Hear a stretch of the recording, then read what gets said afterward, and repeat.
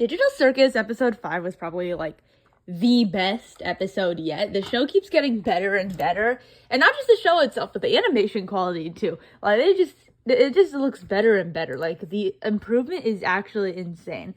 But with that being said, I want to yap about like a few aspects of the episode. First of all, Zubul gets more time in the episode. Like they get more screen time, and they are an absolute diva throughout this entire episode. I love them. They are super underappreciated, so I'm really glad they got more time. But anyways, moving on to the actual episode. The first two adventures aren't really much. It's the ones I think like Jack suggested. It's not that much. I mean, they're kind of funny, but like not too much in terms of lore. So I'm just gonna skip over those because I don't care.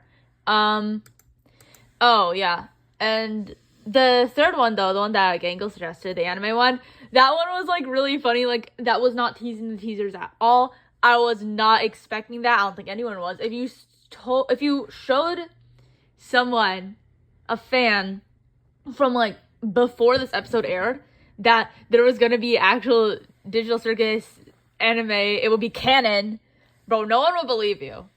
And it's really hard to believe that Gooseworks actually wrote this entire episode before like the fan base happened, because she wrote it before the show like actually happened, like before everything started getting put out.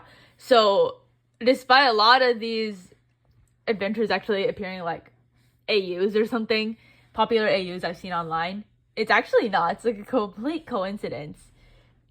Which is cool, because if it wasn't for the fact that I knew this info, I would just think this is a whole like fan service episode or something. But yeah, anime one, not much to say about it. I thought it was funny. I do not appreciate the shade towards slice of life though. Those ones are the best ones. Anyways, the next one, my personal favorite, the stargazing one, because it reminds me of that credit picture. I actually had that as my phone wallpaper for a while. And we also get a ton of lore here, especially Jack's like actually seeming to straight up care about people. And also like he seems to have like fragile masculinity issues, I'm not gonna lie. But yeah, it was cool to have that lore, even though I know it was like predictable and I think everybody sniffed it out from like a mile away. It's still cool to have that lore.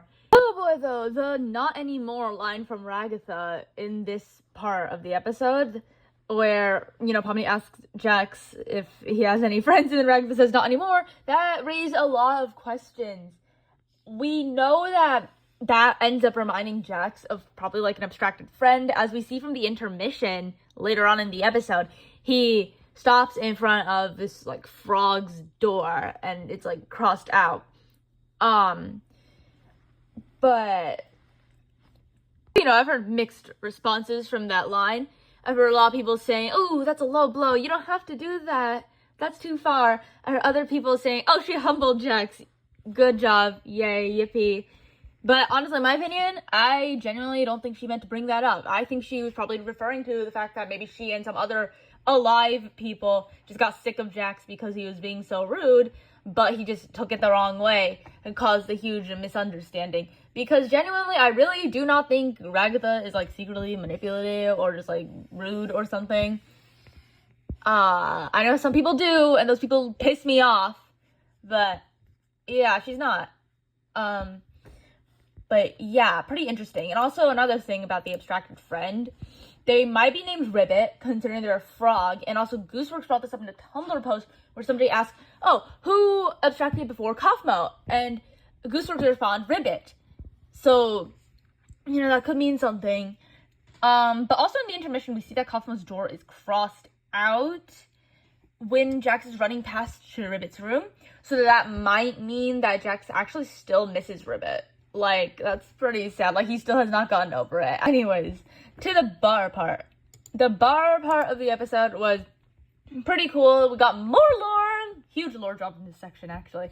The drip is crazy, especially on Ragatha. Her dress is so pretty.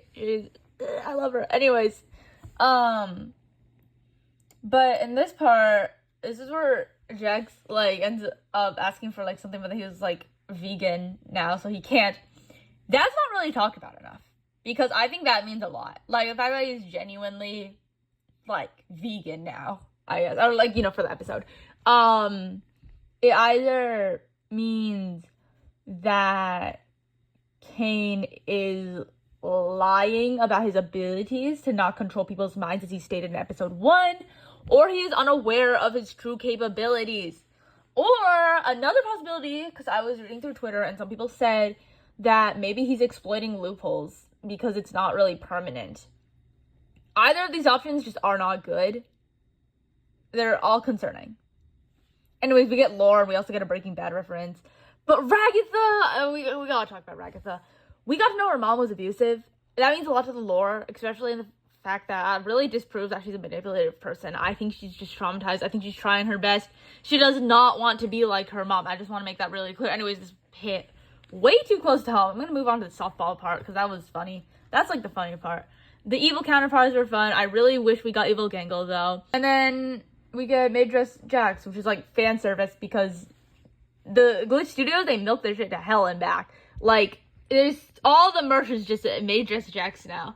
You can buy them on their shop. Like, that's crazy. Anyways, I know the episodes were written in advance, like I said. So, it probably wasn't anything for the fans, but I know that Goosebricks herself also said she was a Jax simp. So, you know. But, also speaking of Jax, like, that part where he, like, does not care for hitting the softball, that was, like, low-key kind of real. Because, that's like me when I ever had to do anything athletic, like ever, because I'm a big back. Anyways, the thing where Jax and Ragatha argue and then Pomni is caught in the middle of it and then she like tells Ragatha to calm down after she told Ragatha it was okay to like have her true emotions. Lots of impact there. I'm not gonna say much though. I completely understand how Ragatha felt in that situation because conflicting directions suck. So I felt really bad for her. But then everything pretty much ends well for her. And we get to see her happy, which is awesome. And she's pretty good at softball, but you know, that's good. I really like Happy Ragatha because she goes through too much. Anyways, at the end of that though, people are picking this apart too. Where Jax is not a vegan anymore, yippee, and then he goes and cannibalizes evil Jax. And Pomni thinks that's funny. And then Ragatha just, like, has this, like, look. No, Ragatha does not hate Pomni for that. She's just, like, probably a bit concerned about the humor. Because, you know, Ragatha doesn't like Jax because, you know, he's low-key, like, a great person. And yet Pomni gets along with him, kind of, somewhat. Seems to be like closer to him despite Ragatha trying to befriend her and she did like everything right and she's like not a bad person. It's probably just confusing her. That's just my opinion. And also the part where like Jax and Pomni like walk off because he wants to like show her something, and then like Ragatha also just got this look. I feel so bad, bro. I think a few people said this is bunny doll, like, ship maybe related. We could do that if you want. But me personally, I'm still a strong believer in lesbian Ragatha. But, like, still, bro, I feel so bad for her. Like, bro. Did I mention I am Ragatha's, like, #1 defender? Because if Ragatha has no fans, not only am I dead, I've been ghostbusted. Like, I can't even haunt people and show my support anymore. So, yeah, I am a firm believer that Ragatha did, like, absolutely nothing wrong. Maybe a few miscommunications, but, like, guys. Oh, yeah, and also the mannequin that's been spying on everyone is, like, a cliffhanger now. Surprisingly, I have not seen a lot of people talk about that. But, you know, I guess we'll see what happens in future episodes. I don't really care that much. I care about Ragatha more. I care about everyone more, actually, than that mannequin. Like, whatever, bro. Anyways, that's my yapping. I'm gonna end it here now.